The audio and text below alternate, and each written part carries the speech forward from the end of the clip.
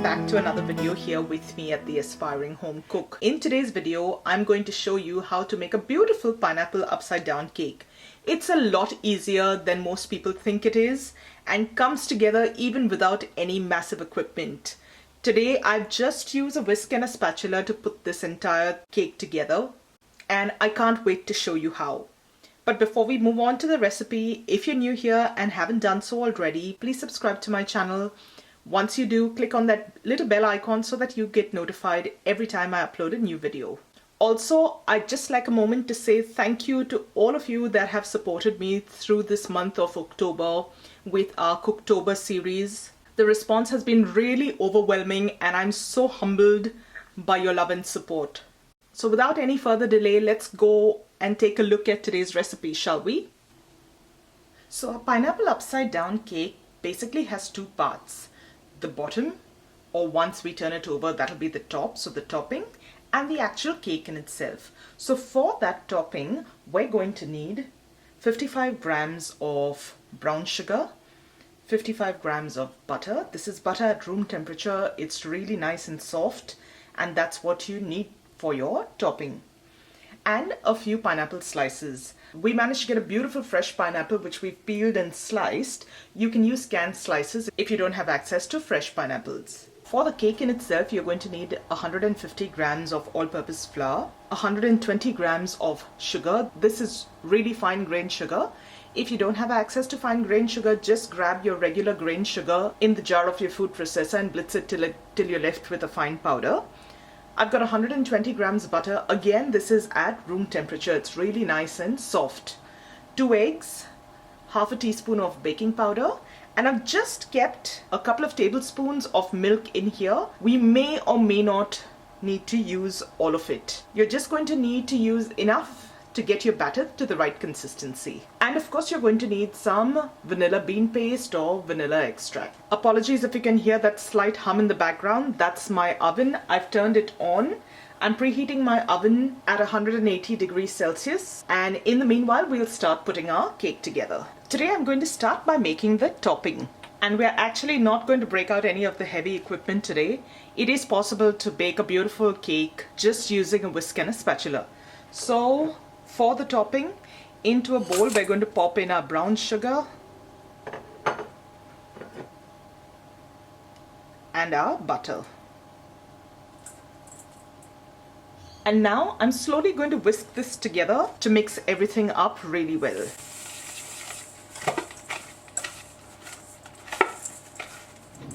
I'll probably start off with my spatula. We're just going to make sure that everything is mixed together, that butter and that sugar needs to be well combined.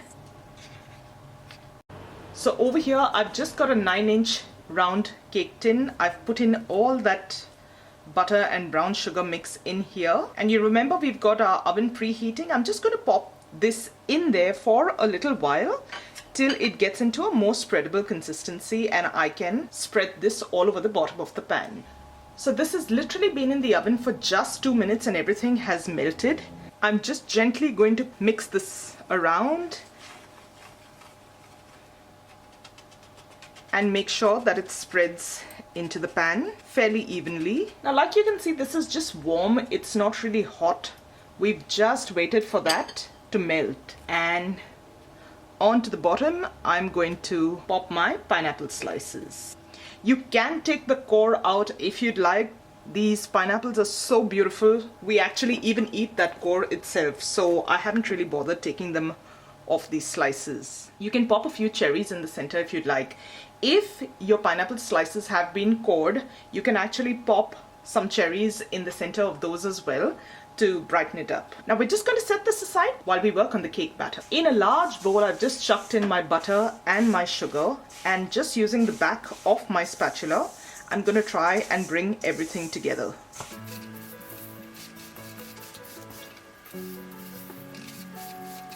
And like you can see, because that butter is nice and soft, it comes together really easily and really quickly. Into this goes the eggs.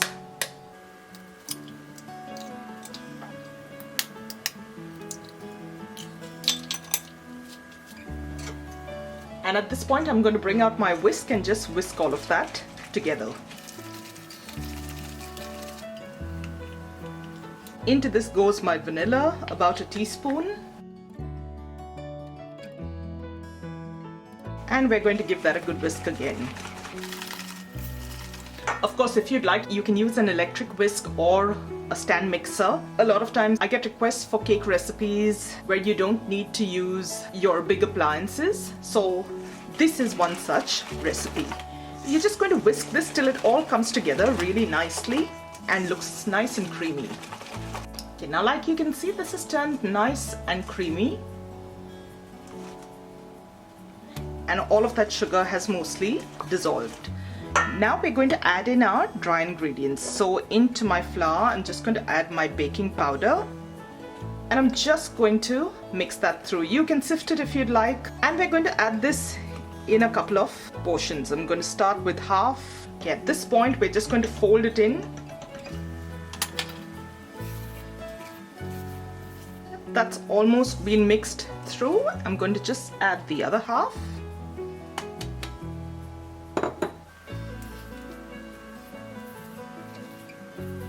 And you're just going to cut and fold this mix together.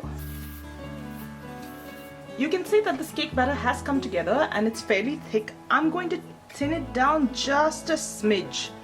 Gone in with a tablespoon or so of milk. And again, we're just going to gently cut and fold that through.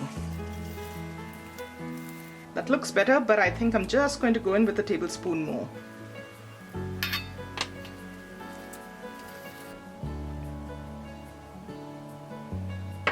So I'd say in all I've put about 3 tablespoons of milk over here.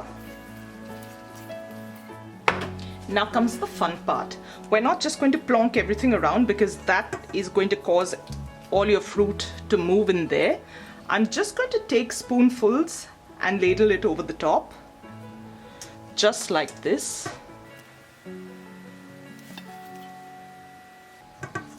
I know it may not seem like there's a lot of cake batter in there, but it's going to be just perfect. Just you wait and see. You want to make sure you get all of that batter in there. And then using that spatula, we're just lightly going to spread that around. Nothing too vigorous. Now this goes into a preheated oven for about 30 to 35 minutes or till a skewer poked through the center of the cake portion comes out clean. My cake has been baking away for exactly half an hour. I've just checked on it and it seems to be perfectly done. How you check to see whether a cake is done is you simply take a skewer, poke it right through, and if it comes out clean and there's no tackiness, no stickiness, you know that your cake is done through and through. Now we're just going to leave this on a countertop to cool off and set a little for about 5 minutes before we can actually unmold it. So I'm going to leave it right here and see you back in 5 minutes or so. This has been resting for about 5 minutes now and we're ready to take this out of the pan. Before you can turn it over, if you have a palette knife, use that, or you can use a butter knife like I am. You're just going to try and make sure that none of that caramel has stuck to the sides. Run it all along the side. Then get yourself a large plate. Now remember that tin at the bottom is going to be hot, so I would recommend using some oven mitts. Very carefully, we're going to give it one quick flip.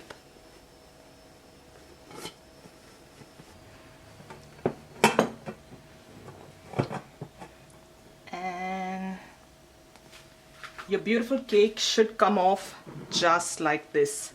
We're not ready to cut into it just yet, so we're just going to leave this to cool down. If you cut into it now, it's just going to crumble and fall apart. How gorgeous does that look? I'm just going to slightly scooch that over. Whoops. Now that is a gorgeous cake. All these little bits are going to be beautiful and caramelly, and I can't tell you how good this smells at the moment. I'm just going to wait for this to cool down and then we'll cut into it and take a look at the cake. This has cooled down. I can't really wait anymore, so I'm just going to cut in.